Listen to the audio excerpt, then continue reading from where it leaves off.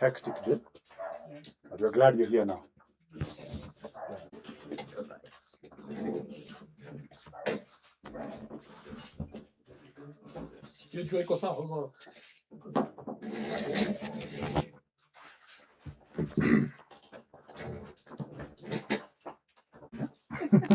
So we have to keep switching. Because we'll all read the statement. So are you advising that we keep switching? Yes. Okay. All right.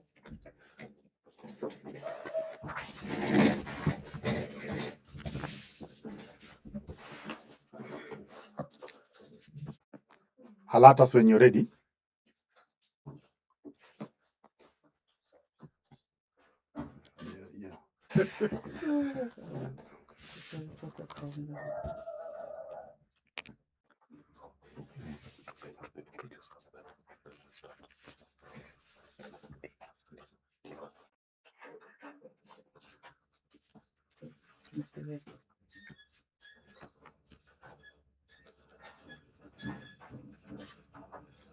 Bakar, I'm the president, East Africa Law Society.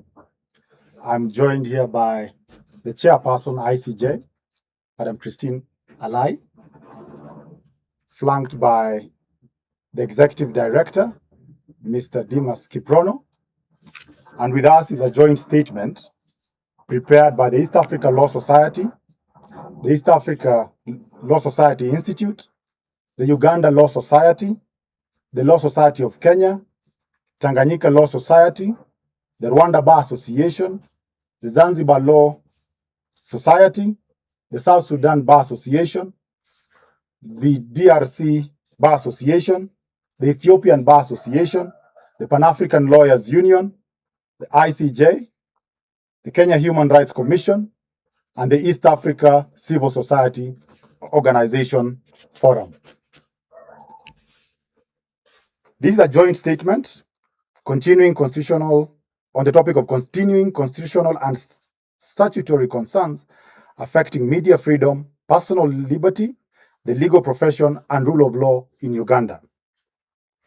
The East Africa Law Society, together with national bars in East Africa, the Pan-African Lawyers Union, the International Commission of Jurists, and the Kenya Human Rights Commission, issued this statement in light of serious and continuing concerns arising from developments in Uganda that raise prima facie questions of constitutional compliance, statutory fidelity, and adherence to the rule of law.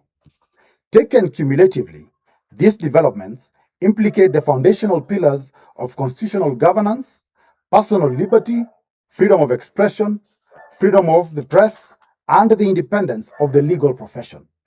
They present a continuing situation requiring urgent cessation by responsible Ugandan authorities. Number one, there is the deprivation of liberty and due process concerns. We express grave and escalating concern regarding credible and consistent reports of deprivation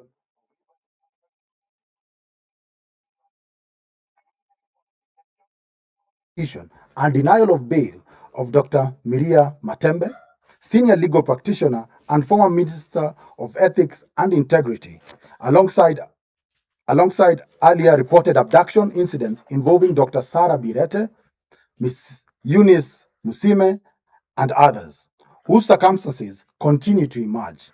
And of course, the continued prosecution and persecution of senior advocate and former mayor of Kampala, Honorable Arias Lukwago. Taken together, these reports indicate a widening pattern of concern regarding executive overreach, respect of the personal liberty, transparency of detention, judicial independence, and compliance with due process guarantees.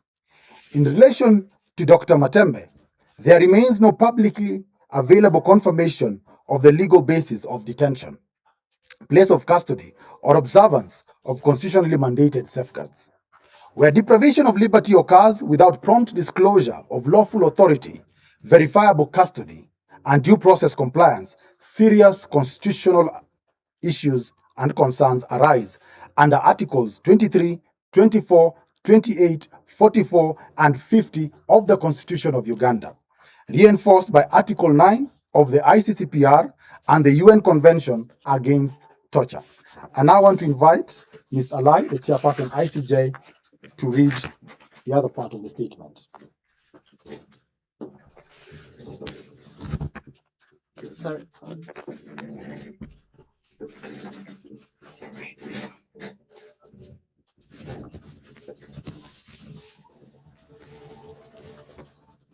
We note with grave concern the reported and continuing disruption of operations of Nation Media Group Uganda, including NTV Uganda, Spark TV, and the Daily Monitored, accompanied by reports of suspension of broadcasting and security deployment at media premises. These developments directly offend the constitutional guarantee of press freedom, which is not a discretionary privilege of the state, but a foundational requirement of democratic governance, accountability, and the public's right to receive and impart information without interference. We further note the absence of any publicly disclosed directive and/or order from the Uganda Communications Commission authorizing such actions on closure. Thus, the military is in clear usurpation of powers. The question that now beckons is whether Uganda is a democracy or it has since transformed to military state governed by the military junta. Under the Uganda Communications Act 2013, regulatory authority of broadcasting is vested exclusively in the Uganda Communications Commission. Any interference with licensed media operations must therefore satisfy strict requirements of the following: legality, necessity in a democratic society, proportionality, procedural fairness, and independent oversight. Any action outside this statutory framework raises serious prima facie concerns of ultra-vires conduct, administrative irregularity, and incompatibility with Articles 2.1 and 29 of the Constitution of Uganda. Press freedom is a core indicator of constitutional health. Its restriction, where lawful, must remain exceptional, transparent, and strictly justified. We further note with serious concern a recurring pattern of public statements, random tweets on X, and reported interventions attributed to senior military leadership, including the Chief of Defense Forces, in matters within the executive competence of civilian institutions and statutory regulators. Across Uganda, these developments have generated growing concern that the constitutional boundary between civilian authority and military command risks being blurred in practice. This boundary is a must and is essential to constitutional governance, institutional legitimacy, and public confidence in the rule of law. The military, or any individual within the military, has no business in civilian rule. Neither should they exercise control over any arm of government. It is trite that the military's function is strictly to protect the national interest against external threats, not to regulate the media or order the arrest of lawyers whose sole tool of trade is the pen. Article 208, subsection 2 of the Constitution of Uganda provides as follows: the Uganda People's Defense Forces shall be professional, disciplined, and subordinate to civilian authority established under this Constitution. This principle is foundational and reflects a deliberate constitutional division, ensuring that coercive power remains strictly subordinate to civilian institutions established under the law. Read together with Articles 1, 20, 99, and 245, the Constitution of Uganda establishes a clear hierarchy in which sovereignty resides in the people. All authority is derived from and limited by the Constitution. Executive power is exercised strictly within constitutional bounds, and regulatory and enforcement functions are vested exclusively in lawful institutions. Any pattern of conduct that appears to blur this constitutional separation raises serious concerns requiring urgent clarification to safeguard institutional integrity, constitutional order, and public trust. I'll now invite our Executive Director, Mr. Dimas Kiprono, to read the rest of the statement.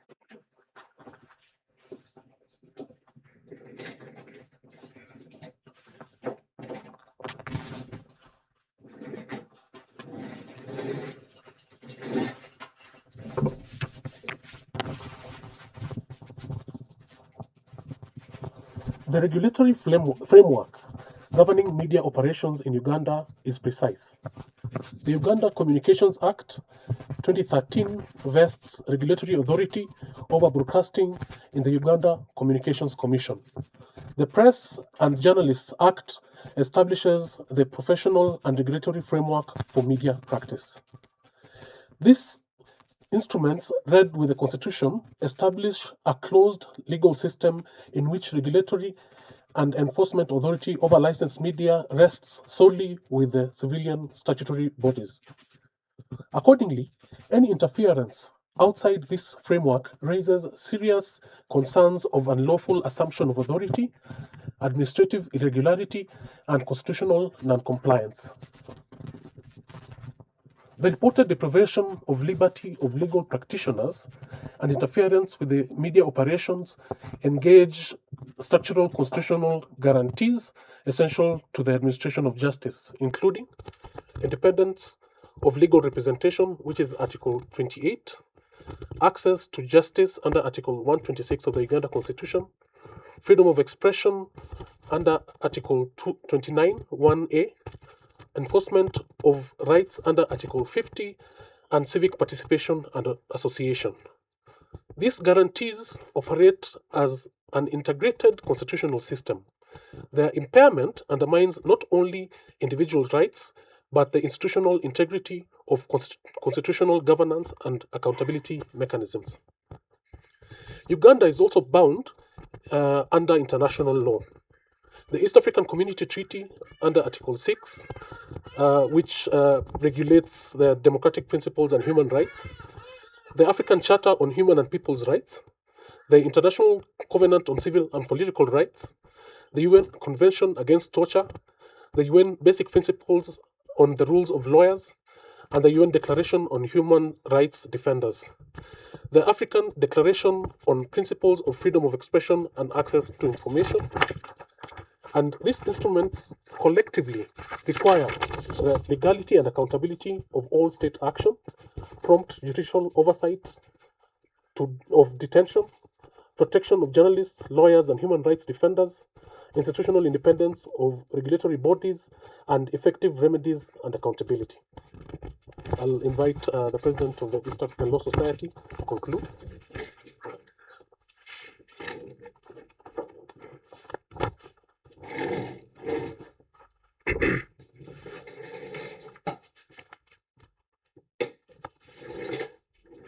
I'm now going to read on our position. While we do not adjudicate facts, determine liability, or pronounce guilt in respect of any matter referenced in this statement, it is within our mandate to identify and articulate prima facie constitutional and legal concerns arising within the framework of our national, regional, and international obligations. In this regard, we reaffirm a fundamental principle of constitutional governance. No public authority, including security institutions, regulatory bodies, or administrative actors, may exercise coercive, regulatory, or enforcement powers except under clear and express authority of the Constitution or written law. We call upon the government of the Republic of Uganda and all competent authorities to 1. Immediately disclose the legal basis, location, and status of all detained persons. Ensure immediate access to counsel, family members, and medical care. Restore affected media operations. Confirm exclusive regulatory authority of the Uganda Communications Commission.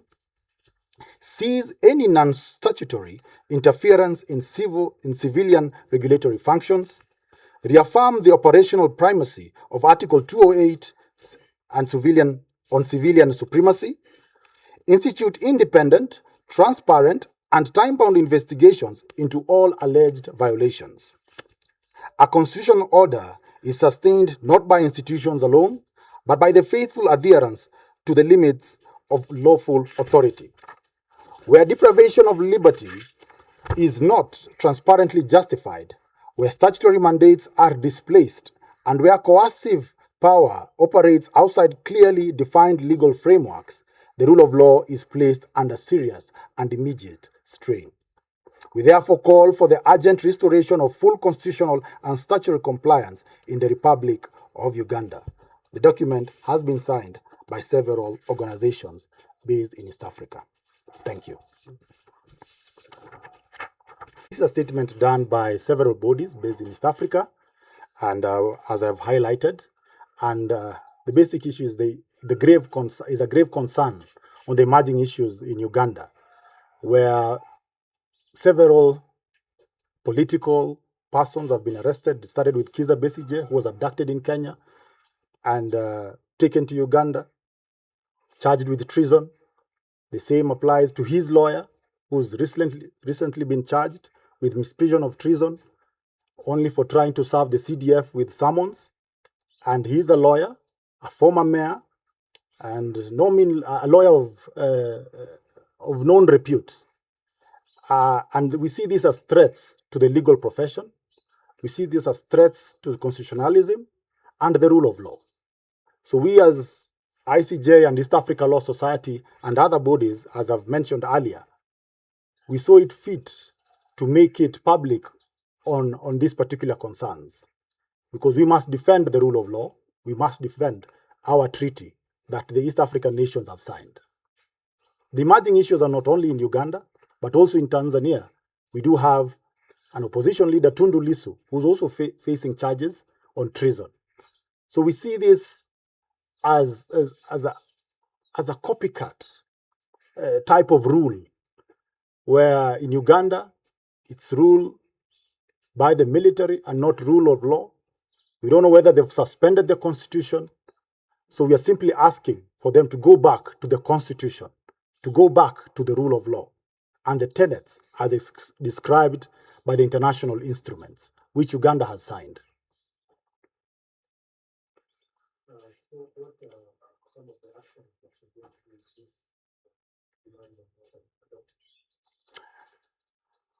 We must ensure accountability.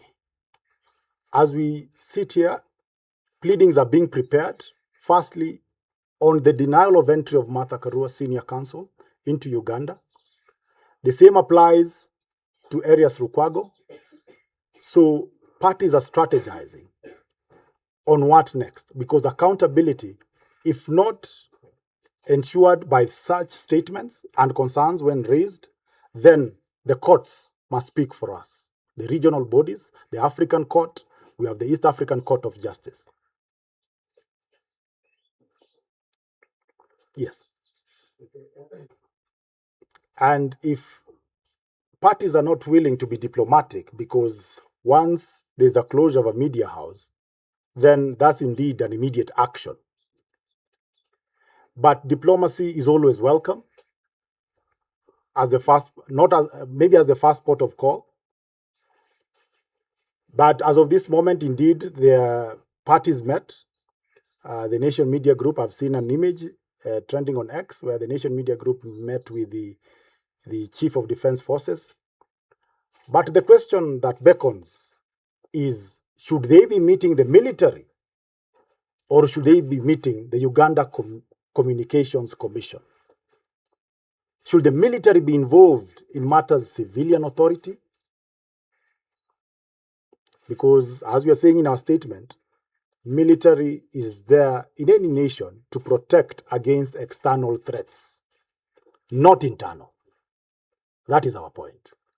So even if it's diplomacy to happen, let it happen with the right and authoritative bodies, as per the Constitution and rule of law. My last question. Following the abductions of lawyers like Sarah Duete, how safe is the legal profession currently in Uganda? And is there coordinated legal defense fund being established? Indeed, the legal profession is under threat in Uganda. And as we speak, the president of the bar is in exile. So where you find the president of the bar is in exile, is the young lawyer even safe? So the president of the bar is in exile. Now we have the lawyer to Honorable Kiza Besije also being charged with treason and being denied bail. So these are clear threats to the legal profession. And that's why the Uganda bar also had a strike. They were all on strike just to agitate for the need for the cessation on the threats against the legal profession. The legal profession must be protected. Any country that does not protect its lawyers, then it has no business in seeking justice. For any citizen in the world, they go to court as the last port of call. That's why we have the courts, to ensure justice. But when a lawyer is arrested, that's a denial to the right of legal representation, which is a right that should never be curtailed. Every man and woman has the right to legal representation. A lawyer should not be judged by the cause they represent. A lawyer is not his client. We are in business just like doctors. I think that should be all. Yeah. Thank you very much. Totally appreciate you coming and your questions.